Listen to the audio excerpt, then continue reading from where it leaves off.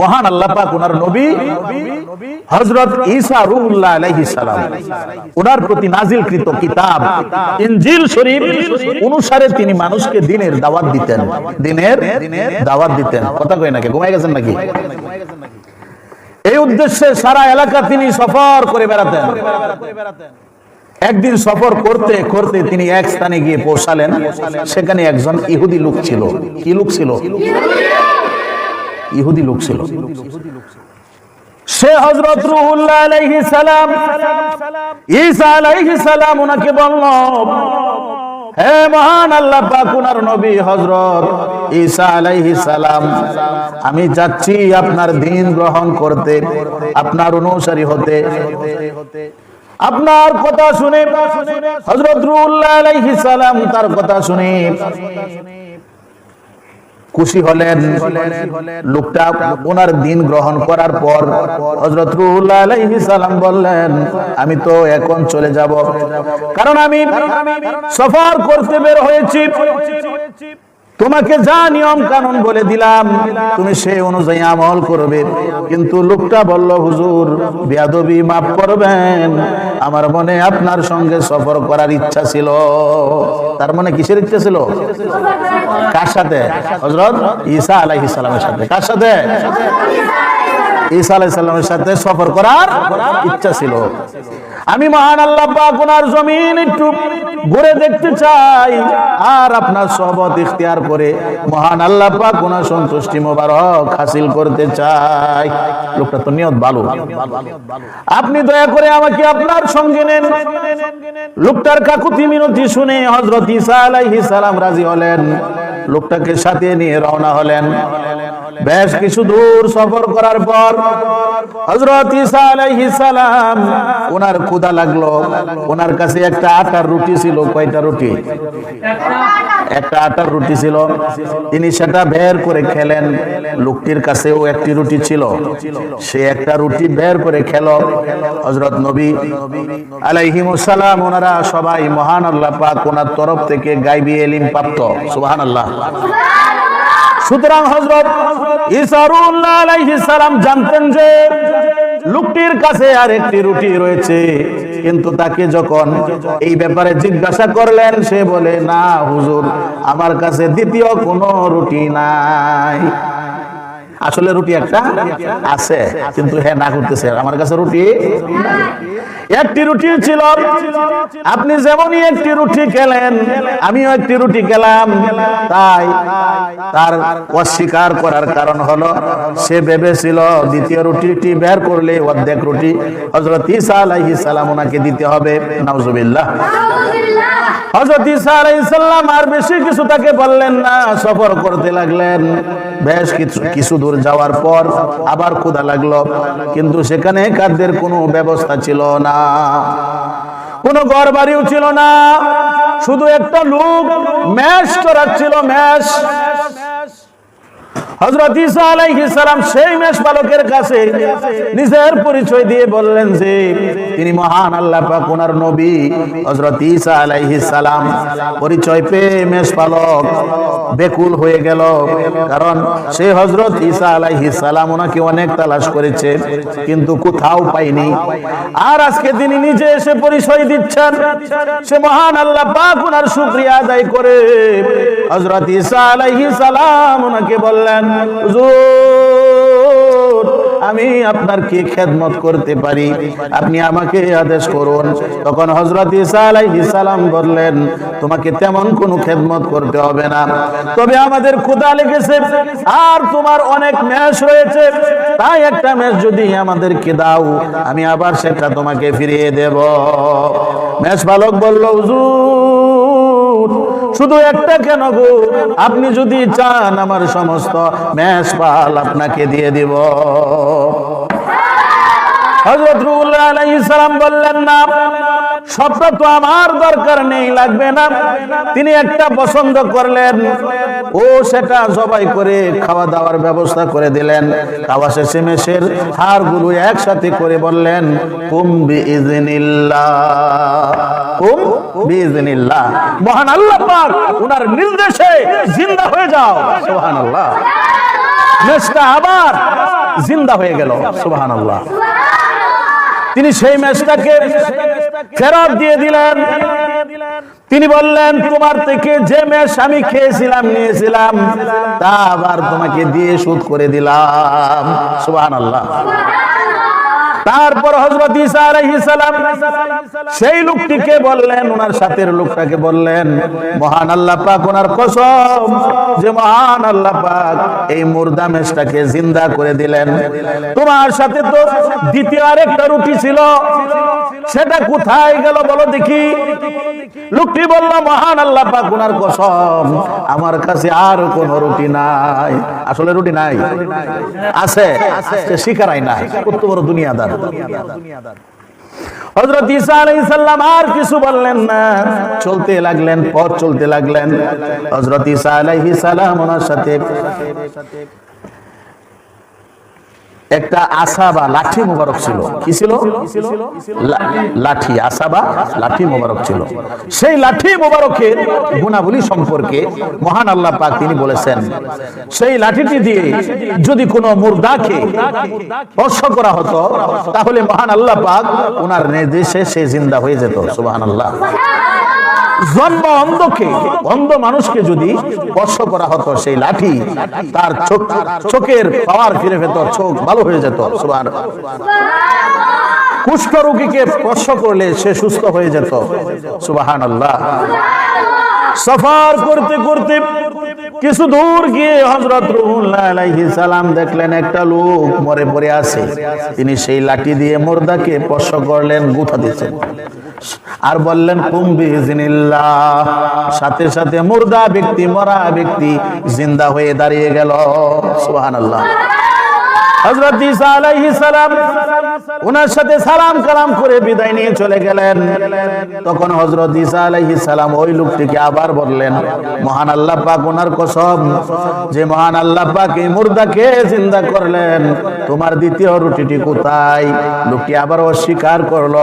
তারপর হযরত ঈসা আলাইহিস সালাম সেখান থেকে কিছু দূর গিয়ে একটা জন্ম অন্ধ লোককে দেখতে পেলেন। ওনার লাঠি দ্বারা স্পর্শ করলেন, ওই লোকটা আগের মতো সুস্থ হয়ে গেল। জন্ম অন্ধ লোকটা কি হয়ে গেল? সুস্থ হয়ে গেল। তিনি আবার লোকটিকে কসম দিয়ে বললেন, তোমার দ্বিতীয় রুটিটি কোথায়? সে আবার অস্বীকার করলো। হযরত ঈসা আলাইহিস সালাম একটা কুষ্ঠ রোগীকে লাঠি দ্বারা স্পর্শ করলেন, সেও সুস্থ হয়ে গেল। আবার তিনি কসম দিয়ে জিজ্ঞাসা করলেন, তোমার দ্বিতীয় রুটি কোথায়? লোকটি আবার অস্বীকার করলো। হযরত ঈসা আলাইহিস সালাম সফর করতে করতে অনেক দূর চলে গেলেন। এক স্থানে গিয়ে দেখলেন তিনটা স্বর্ণের ইট, তিনটা স্বর্ণের ইট, বড় বড় তিনটা স্বর্ণের ইট পড়ে আছে জমিনের মধ্যে। ইট যখন তিনি দেখতে পাইলেন, ইহুদি বলল, হুজুর এই স্বর্ণের ইট তিনটা আমরা নিয়ে নেই, আমাদের কাজে লাগবে। সাথে লোকটা কি কইতাছে? লোকটা ছিল তো ইহুদি, সে কি বলতেছে? এই তিনটা স্বর্ণের ইট আমরা নিয়ে নেই, আমাদের কাজে লাগবে। কিন্তু হযরত ঈসা আলাইহিস সালাম বললেন, আমাদের এগুলো দরকার নাই, মহান আল্লাহ পাক কুদরতি ভাবে আমাদের সব কিছুর ফয়সালা করবেন, এগুলো যারা দুনিয়াদার তাদের জন্য। তারপর হযরত রূহুল্লাহ আলাইহিস সালাম, ঈসা আলাইহিস সালাম সেখান থেকে সরে অন্য স্থানে চলে গেলেন। ক্লান্তির কারণে একটি গাছের ছায়ায় ওনার লাঠি মোবারক পাশে রেখে শুয়ে ঘুমিয়ে গেলেন। এই সুযোগে সেই ইহুদি লোকটি লাঠি মোবারক চুরি করে নিয়ে গেল, চুরি করে একবারে ফালায় গেছে। লাঠিটা নিয়ে পালাই গেছে। এত দেখছে লাঠি ছোয়াইলে মরা মানুষ কি হয়ে যায়? জিন্দা হয়ে যায়। কুম বিইজনিল্লাহ কইলে জিন্দা হয়ে যায়। আসলে ওটা তো হযরত নবী ঈসা আলাইহিস সালাম ওনার মুজিজা। সুবহানাল্লাহ। হযরত ঈসা আলাইহিস সালাম যখন সজাগ হলেন ঘুম থেকে, তখন দেখলেন লোকটি ওনার কাছে নেই, আর ওনার হাতের লাঠিও ওইখানে আর নাই। তিনি বুঝতে পারলেন লোকটি লাঠিটা নিয়ে গেছে। এদিকে লোকটি অনেক দূরে চলে গেল। এক এলাকায় দেখে সেখানকার এক নবাব খুব অসুস্থ। ঘোষণা করা হচ্ছে যে ডাক্তার, সেখানকার এক নবাব খুব অসুস্থ ছিল। তারা ঘোষণা করলো, ঘোষণা কি, যে ডাক্তার কবিরাজ বা হেকিম নবাবকে সুস্থ করে দিবে তাকে 5000 দিরহাম দেওয়া হবে। কয় হাজার? 5000 দিরহাম দেওয়া হবে। ঘোষণা শুনে লোকটি গেল, লাঠি হাতে নিয়ে, ঈসা নবীর লাঠি হাতে নিয়ে গেল। কারণ সে তো মনে মনে চিন্তা করেছিল যে লাঠি স্পর্শ করলে এই লোকটা সুস্থ হয়ে যাবে। সে বলল, আমি যদি সুস্থ করে দেই, আমি যদি সুস্থ করে দিতে পারি, আমাকে কি তোমরা 5000 দিনার দিবে, দিরহাম দিবে? লোকেরা বলল, হ্যাঁ দিব। তখন লোকটি লাঠি মোবারক দিয়ে নবাবকে স্পর্শ করলো। মহান আল্লাহ পাক ওনার কি কুদরত, সেই নবাব সাথে সাথে লাঠি ছোঁয়ানোর সাথে সাথে ইন্তিকাল করলো। কি করলো? ইন্তিকাল করলো, অর্থাৎ মারা গেল। সে আর জিন্দা হয় নাই, সুস্থ হয় নাই, উল্টা কি হয়েছে? মারা গেছে। এটা দেখে লোকেরা তাকে পাকড়াও করলো, ধরলো, এই বেটারে ধর। এই বেটা আমাদের অসুস্থ ব্যক্তিরা মেরে লাইছে, নবাবকে সে মেরে ফেলেছে, লোকটারে ধর। দুইরা কিলা নিজে শুরু করছে, হাই রে কিল, পাবলিকের কিল। ঘটনাক্রমে হযরত ঈসা আলাইহিস সালাম তিনি সফর করতে করতে সেখানে উপস্থিত। লোকটিকে ফাঁসি দেওয়া হবে। এমন সময় ঈসা আলাইহিস সালাম এই দৃশ্য দেখে, ঘটনা শুনে সেখানে অনেক লোক, তাদের সকলের উদ্দেশ্যে ঈসা আলাইহিস সালাম লক্ষ্য করে বললেন, যাকে ফাঁসি দেওয়া হবে সে হলো আমার সাথী, আমার সেই লোক। সব ঘটনা ঈসা আলাইহিস সালাম বলে বললেন। তিনি তাকে বললেন, তোমার কি অবস্থা? সে ওনার কদম মুবারক ধরে কান্নাকাটি করতে শুরু করে দিল। বারবার অনুরোধ করতে লাগলো, হুজুর আমাকে বাঁচান, আমাকে একা রেখে এখানে যাবেন না। বারবার বাঁচানোর কথা বলতেছেন, কাকুতি মিনতির কথা বলতেছে, আমাকে বাঁচিয়ে দিন। হযরত ঈসা আলাইহিস সালাম তার থেকে সম্পূর্ণ ঘটনা শুনলেন। তারপর এলাকাবাসীদেরকে বললেন, এই এলাকাবাসী, আমি যদি তোমাদের সেই নবাবকে সুস্থ করে দিতে পারি, জিন্দা করে দিতে পারি, তাহলে কি তোমরা এই ব্যক্তিকে ছেড়ে দিবে? এলাকাবাসী তাতে রাজি হয়ে গেল। তখন ঈসা আলাইহিস সালাম ওনার লাঠি দ্বারা মৃত ব্যক্তিকে বশ করলেন আর বললেন, কুম্বি আল্লাহর হুকুমে জিন্দা হয়ে যাও। সাথে সাথে মরা নবাব জিন্দা হয়ে দাঁড়িয়ে গেল। সুবহানাল্লাহ। তারপরে লোকটিকে মুক্ত করে হযরত ঈসা আলাইহিস সালাম জিজ্ঞাসা করলেন, সেই মহান আল্লাহ পাক ওনার কসম, যিনি তোমাকে মৃত্যু থেকে বাঁচালেন, তোমার দ্বিতীয় রুটিটি কোথায় একবার বলো দেখি। দুনিয়াদার মহব্বত কত কঠিন, দুনিয়ার মহব্বত অনেক কঠিন। সে আবারও বলল, আমার কোনো দ্বিতীয় রুটি নাই। ঘুরতে ঘুরতে হযরত রুহুল্লাহ আলাইহিস সালাম আবার সেই আগের স্থানে এসে পৌঁছালেন। সেখানে 3টি স্বর্ণের ইট ছিল। কিসের ইট? স্বর্ণের ইট ছিল। এবার সেখানে দেখলেন 4টা লোক মৃত অবস্থায় পড়ে আছে। কয়টা লোক? 4টা লোক মৃত অবস্থায় পড়ে আছে। তিনি প্রতিটা লোককে জিন্দা করে জিজ্ঞাসা করলেন, তোমরা এখানে কি কারণে মারা গিয়েছ? আমরা তো কিছুক্ষণ আগে রাস্তা দিয়ে গিয়েছিলাম, এখানে আমরা কাউকে দেখিনি। তোমরা কোথা থেকে এসে কি কারণে মারা গেলে এখানে? তখন তারা বলল, হুজুর বেয়াদবি মাফ করবেন, আমরা দুনিয়াদার, দুনিয়ার মোহে মোহগ্রস্ত ছিলাম, যার জন্য মারা গিয়েছি। এখানে আমরা যে 4 জন লোক রয়েছি, তার মধ্যে 3 জন আমরা ঘনিষ্ঠ বন্ধু আর 1 জন বাইরের লোক। আমরা যখন এখানে এসে 3টা স্বর্ণের ইট দেখলাম গো, তখন মনে মনে চিন্তা করলাম যে 3টা ইট নিয়ে কি করা যেতে পারে। কারণ আমরা তো 3 জন বন্ধু আর 1 জন অতিরিক্ত। তারপর আমরা সেই অতিরিক্ত 1 জনকে বাজারে পাঠালাম কিছু খাদ্য নিয়ে আসার জন্য, খাবার নিয়ে আসার জন্য। সে চলে গেল।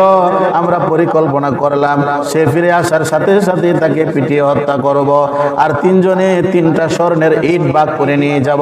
এদিকে অতিরিক্ত লোকটা বাজারে গিয়ে মনে মনে ফিকির করলো, চিন্তা করলো, সে যদি আমাদের মেরে ফেলতে যেতে পারে তাহলে নিজেই 3টা ইট নিয়ে নিতে পারবো। তাই সে খাদ্যের মধ্যে বিষ মিশিয়ে নিয়ে আসলো। তারপর সে খাবার নিয়ে ফিরে আসার সাথে সাথে আমরা তাকে পিটিয়ে মেরে ফেললাম, আর তার বিষাক্ত খাদ্যকে আমরা নিজেরাও মারা গেলাম। তারপর তারা বলল, হুজুর আমাদেরকে মাফ করে দিবেন, আমরা আর দুনিয়ার মোহে মোহগ্রস্ত থাকবো না, আমরা যেন মহান আল্লাহ পাক ওনার মতে পথে আমাদের বাকি জীবন অতিবাহিত করতে পারি, সেই জন্য দোয়া করবেন। তারা সেই স্বর্ণের ইটগুলো রেখে চলে গেল তওবা করে।